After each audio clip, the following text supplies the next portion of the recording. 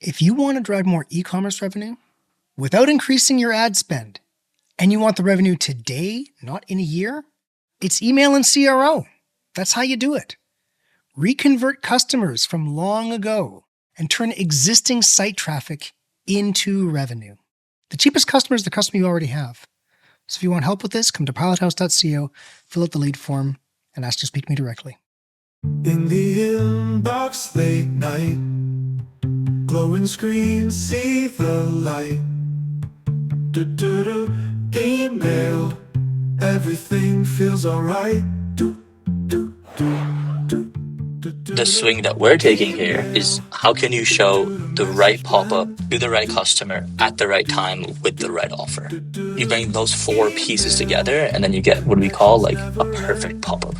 If you go to a store and you get bombarded with a pop-up the first second you get there, maybe it's not the right time. Maybe the right time is 5 seconds, 10 seconds, 15 seconds, 20 seconds. Maybe you need to show it more than once, and maybe you only show it on the exit. You and I are different shoppers. Maybe, for example, I need 15% to convert on a website, but you need 10%. They don't need to be giving out 15% to everyone because the brand is losing margin.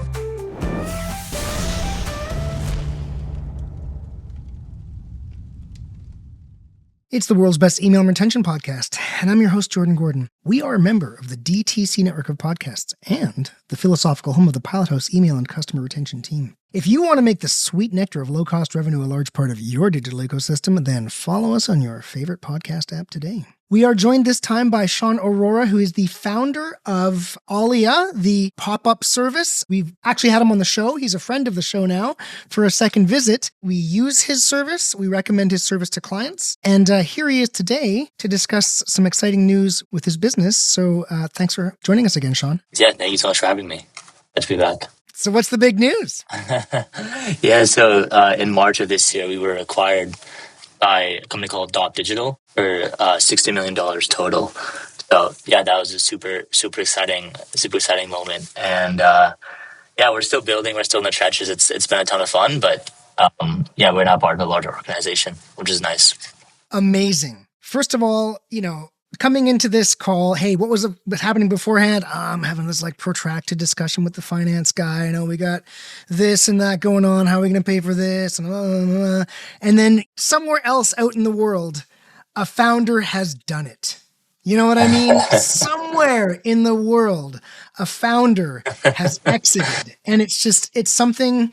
I'm in my 26th year in e-commerce now. I was early on part of like a small employee-owned exit, but I was a minor player. Sold my condo, bought a house, and that was that. I was not a founder.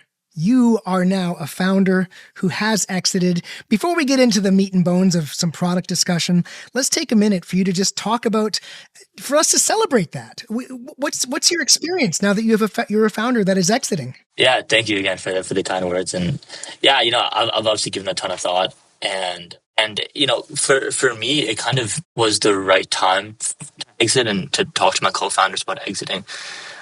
Because I started a business when I was 20. I'm now 25. And when I was 20, I had no idea of what, a business that does $1 million in revenue means. Like, what does it mean to get there? What is capital? What is fundraising? What does it mean to have employees, to run a business, to be a CEO, right? None of those things I understood at all. My only goal at that time, it was actually started out of a school project in college, which is pretty cool, right? My goal at that time is like, how can I do something fun with my co-founder? Not spend my time like how other college kids might spend their time. That was the only thing I was worried about. It's like, what can I do with this, right? And so my aspirations at that time were not extremely high. My aspirations were like, let's do this thing. Maybe we'll get a couple paying customers and we'll be happy. We graduated college in 2023, April. We had paying customers, albeit they weren't, I wouldn't say official paying customers. One was actually my co-founder's cousin who, agreed to use the app. And the second was a friend from college. We had two customers, both kind of like friends or family, right? So like no real customers, but that was the goal I wanted to accomplish, right? I wanted to get customers to use an app built by me and my co-founder. And we did it. And that I was very happy at that point. Now, take that time in 2023, fast forward a year and a half later, maybe more like almost 2 years later, and then we crossed $1 million in ARR. The 2 years from that time, we crossed $1 million in ARR. Now, I didn't think that was ever possible. Like, I never thought that we would be able to make anything of decent enough value to be, do over $1 million in revenue, right? So at that time, I was like, wow, we have truly made it. And we have done the thing that I didn't even know was a possibility. And then in 2025, last year, we went from 1 million to 8 million in revenue. So we 8x the business and then got acquired in March of this year. That's kind of the story. And the reason I kind of tell in a more prolonged version there is because I want to make the point that like we had achieved the aspirations that I had for the business by tenfold. And I was like, I want to be able to back in this achievement and still grow the business in a meaningful way, but do it with a bit more security for my co-founders and myself. In a way where now we can grow the business and it's a ton of fun. And I feel like I'm less scared to take bigger risks and I'm less scared to go really hard and go to market, because the thing that was fearful for me, which was losing the business and losing the money, is no longer really that much of a consideration for me and my co-founders. Now we can think bigger, we can do cooler things, we can hire more people, but do it in a way where it's less about anxiety and stress all the time, and it's more like going back to having fun. So yeah, it feels great. And the acquirers are super awesome. It's been like our best 3 months as a business ever in the past 3 months after we got acquired. So yeah, it's been nice to kind of be a builder, go back in the trenches, be a builder again. And I like it. Yeah. Okay. And so you are still a very large part of the business, obviously, based on what you just said. And you're a going concern within the business. Yeah. Yeah. Like I focus on go to market.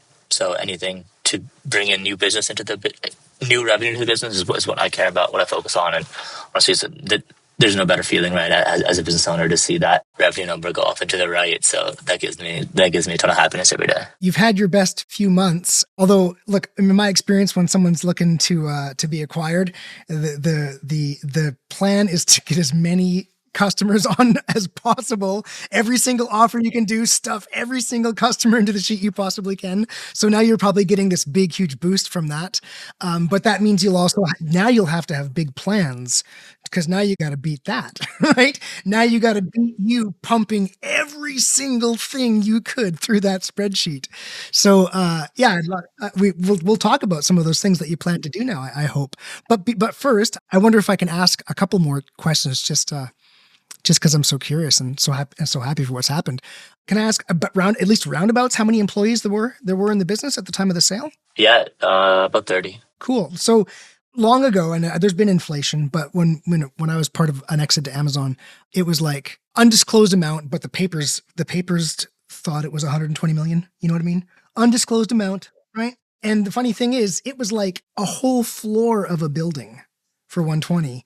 And then you've closed here on 30 people, and it's amazing at 60. And it's amazing, and there's some inflation, of course, but it's amazing how concentrated you can be, and you really nailed this. I mean, when we were on last time, you're like, hey, everyone's got a pop up. Yeah, everyone's got a pop up. You like nailed this kind of in college, just as an idea. It's amazing, and then it's always like 1% is the idea, 99% is the execution, and taking it through 5 years and doing that execution. So super cool. Congratulations again. Yeah, thank you. Yeah, no, your point about being able to exit with like a smaller, scrappier team. There's a bunch of memes on it, like Twitter and stuff, which is like, when when I have to go, when I tell the investor I'm going to go talk to my team, and my team is me, my co-founder, and Claude, right? It's like, even, we had a team of 30, but I'm sure we're going to see exits where it's literally 2 co-founders. That's it. What we think about in the software world right now is, I've got a friend he's an architect. He's done exits himself. He's just a buddy of mine from my first job, actually. And he's just like, look, code is trash now. It's kind of what he says, right? Code is just like, code is so much cheaper than it used to be. And he builds things. And now he's like, he builds things and he's like, well, I got to sell this quick. You know what I mean? Because someone else could build it. And so I wonder if you can just talk about, on the SaaS side, working in that environment where it used to be, there was this one, like if you had devs, that was like a scarce resource. Oh, I've got these devs, right? And we're in this environment where it's shifting, and that scarce resource is maybe no longer something you can lean on to have some form of scarcity in your market, and you've got to have other forms of scarcity, and you've driven right through that environment with a Mack truck and exited. I wonder if you can just talk about that environment for us, because I'm just curious about it. I used to work in SaaS. I don't anymore. Yeah, it's a good question. Like, I think making like building software and writing code is easier than it's ever been. That's for sure. But I think there's another layer to it, which is like, okay, you've written some code, you have some software, but like, are you able to actually maintain it? Or are you able to scale that code base to the amount of users that you need to scale it to? And like, how quality is that code base, right? Like at some point, if you kind of just vibe coded it and it's not quality, like it's going to break. I think like pumping out code is great, but being able to make sure that it's scalable, it doesn't go down. Those things are super important as well. And people kind of think that distribution is, in my opinion, like huge piece of it though. But if you can find a product that has good product market fit, and then you get distribution for it, like again, that's still the key. Just knowing that there's other software that exists is a bit daunting though. Knowing that someone could potentially copy what you have is daunting. The good thing for people in the businesses like we have is we have a ton of data, right? So I think last time I was on the pod, I said we got like 150 million views a month. We're now at 500 million views a month. So now we get 500 million views. And then we become the incumbent, and then a newcomer doesn't really have the data. But that's where we have a leg up, I think. It's an important point that the companies that have client data, that's the moat. Because someone else can. And on the email side, we kind of jammed about this. Also, it's like, yeah, okay, someone can make a new whatever app, right, easily, but like emails plugged into a totally distributed, decentralized network where the inbox providers have their own black box rules on whether or not they're going to inbox you, and it's like you're plugging into something that's just got this other stuff other than the code. It's not anything where it's like, I want to press this button and I want this to happen. That's easy to replicate. But if you've got something else, like in your case, the customer data, which you can now lean on, someone else doesn't have that. If you're plugging into a really dumb 50-year-old network, you've got something, right, that other people don't have. Yeah. Okay. Yeah, so I think data can be the moat, and it can help the incumbents. Now, you have to know how to use it, right? If you have a bunch of data sitting around in a warehouse, it's going to do nothing. But if you can actually utilize it and make your product and your AI models better using it, your place to be. Yeah. Yeah, very good. What a fascinating little chat, right? And I was really happy to have that with you. But for that was my own curiosity for our audience who need to grow their lists, right? Why don't you talk about maybe some ideas that you have in future? You had just said, hey, now I can take big swings, right? Because I've got some backing. So what are some big swings that you have in mind that you might like to share with us? I think the way that we see pop-ups and the way we think about the future of pop-ups, Jordan, like you and I are different people, different shoppers. We would convert with different offers and with a different copy, with different images, right? So you and I probably should not be seeing the same thing when we go onto a website. Maybe, for example, I need 15% to convert on a website, but you need 10%. So, like, they don't need to be giving out 15% to everyone because the brand is losing margin. The swing that we're taking here, and we have been taking and will continue to do, is, how can you show the right pop-up to the right customer at the right time with the right offer? Now, I can break down each of those, but you can imagine, like, the right pop-up, right? So, like, let's say, like, I'm wearing a cowboy hat. Like, I'm shopping for cowboy gear. Maybe the image and the copy should be kind of tailored towards that. It should be like, oh, okay, like this guy came from a Facebook ad that showed a picture of a cowboy hat. Maybe on the pop-up, we show a picture of someone with a cowboy hat because that would resonate with him. Even if you sell other stuff too, maybe you show me that picture. So that's like kind of the idea of like the right pop-up, and the right copy as well is a piece of that. And then the right customer, right? So like not all customers should be shown a pop-up necessarily. Like if I'm a second or third time customer, probably shouldn't see one, or I should see a different one. But if I'm coming from a Instagram ad or Facebook ad, first time visitor to the shop, great, show me a pop-up. Please show me a pop-up because I'll probably convert you. Not probably, but like I'm inclined to use it. But I'm a third, fourth time customer, you probably don't want to give me another 10% off because I've already taken 10% off once or twice, right? So that's like the right pop-up to the right customer and then at the right time, right? Like if you go to a store and you get bombarded with a pop-up the first second you get there, maybe it's not the right time. Maybe the right time is 5 seconds, 10 seconds, 15 seconds, 20 seconds. Maybe you need to show it more than once, and maybe you only show it on the exit. We use data to understand, hey, based off what customers do on this brand store historically, what is the best time to show it? And maybe you show it only on product pages, and maybe you show it only when they've added something to their cart, because that's the right time to do it. So that's like the right time. And then with the right offer, as I mentioned, like this thing called smart offers. So we try to figure out, okay, based off what we know about this customer. So like UTM link. Also, we see stuff like what country they're in, what kind of phone they're using, what browser. There are other ways we can see data about a customer. We'll show them different offers based on that. So you bring those four pieces together, and then you get what we call like, a perfect pop-up. Do you have any aspirations? Maybe you do, but you couldn't tell us anyway. But do you have any aspirations to start interacting with the site more than simply a pop-up? Because obviously sites are malleable. It's a highly debated conversation in my office. I'll tell you that, man. I'll give you my point of view, and my co-founders have different points of views. Mine is that there's enough brands out there that already have a pop-up that could use a better one. And we benefit from staying in our lane and being really, really good at it. We work with the whole Shopify ecosystem. We love Shopify. It's a big reason why we exist, and with Shopify app.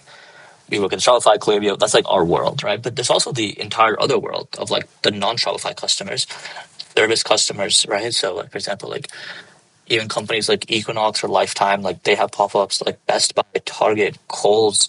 These massive customers, like they all have a pop-up. Really, they all do. If you look around your room right now, I'm sure every single thing you see in your room has a website, and probably every single website has a pop-up.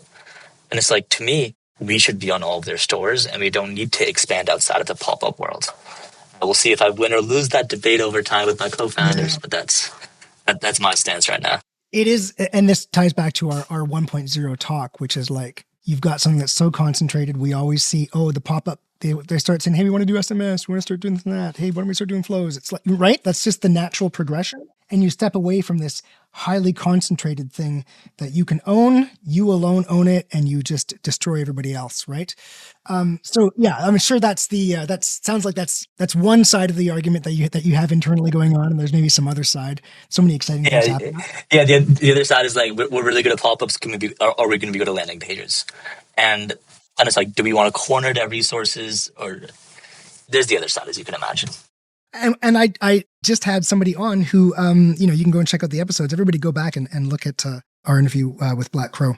They're doing a storefront that's a little in a kind of dynamic, based on the ad link and reading what's on the other side of the ad link. A really cool product. We endorse them just like we endorse you.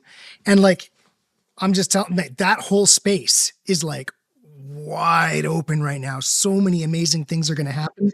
I mean, from someone who like, I built my first webpage in 1998, you know what I mean? For me to all the things that I see happening right now are just amazing. And I'm excited for you to just get to chart a course in that space. Yeah. Right.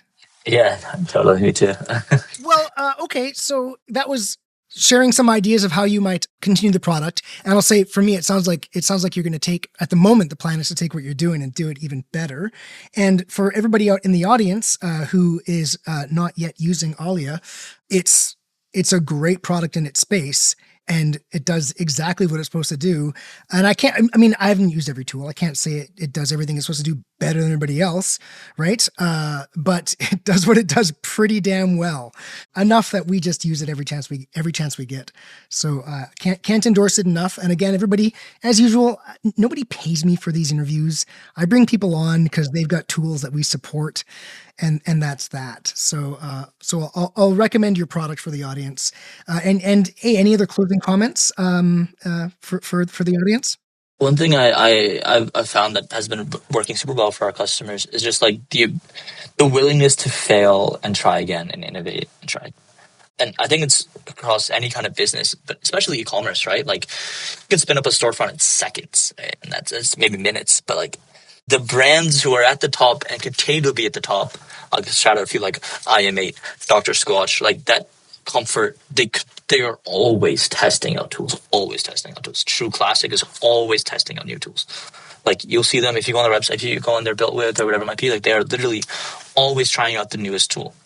And like that's really important is to like, okay, like I'm happy with this tool today, but like can I try a new one? Like what else is out there? And the willingness to try something new, and if it fails, it fails, but I've tried it. is super important. And the microcosm in which we live, which is pop-ups, is like run an A/B split test, ABC split test, right? Let's say B wins. Okay. Now run B against D and E. Now, if D wins, you don't stop there. You run D against F and G, and you keep going, because there's always improvements you can make. Like for our pop-ups, we never stop testing. Like we have this thing called smart testing, and Prism also, which takes the variant that wins and runs against new variants and a new variants and new variants, and it's always self-improving.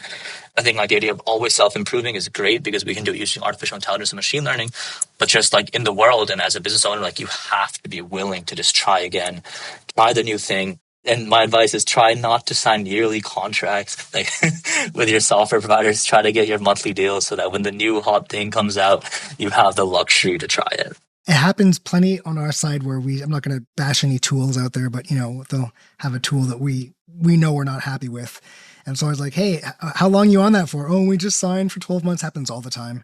And so it's either you're going to pay them and start using the right tool and pay twice, or you're going to keep using the wrong tool for a year. So that's good advice, good sound advice for the audience out there. Well, thank you very much and for coming and sharing with us. And hey, everybody out there in audience land, entrepreneurs, executives, spammers, and webmasters, have fun spamming. In the inbox late night, glowing screens see the light. Email, everything feels alright.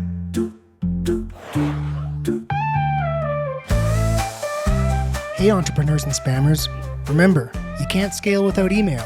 And the cheapest customer to acquire is the customer you already have. So please subscribe to the world's best email and retention podcast and learn how to make low-cost revenue a big part of your digital ecosystem.